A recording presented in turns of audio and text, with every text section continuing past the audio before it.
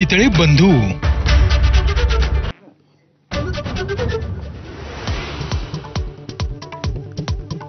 शरद पवारांना सोडून चूक केली, ठाकरेंच्या शिवसेनेमध्ये होणारी घुसमट व्यक्त करताना भास्कर जाधव यांचं मोठं वक्तव्य. जाधवांच्या पुढच्या भूमिकेविषयी सस्पेन्स वाढला.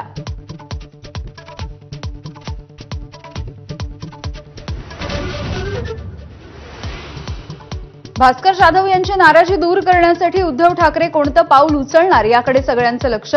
उद्धव ठाकरे जाधवांशी चर्चा करणार असल्याची राऊतांची माहिती.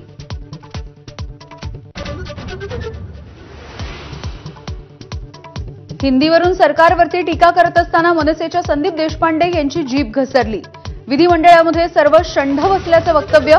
जेलमध्ये टाकलं तरी वक्तव्यावरती ठामच राहणार असल्याची भूमिका.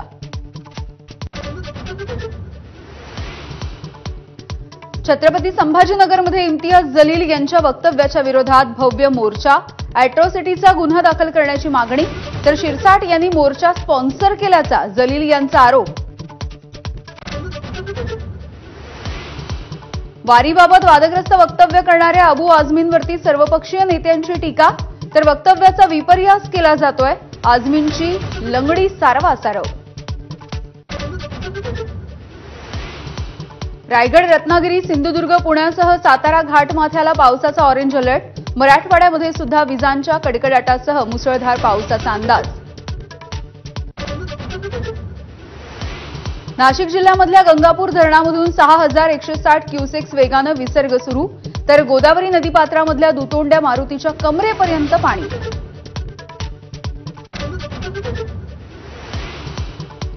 एसटी महामंडळाच्या वास्तवावरची श्वेतपत्रिका प्रसिद्ध.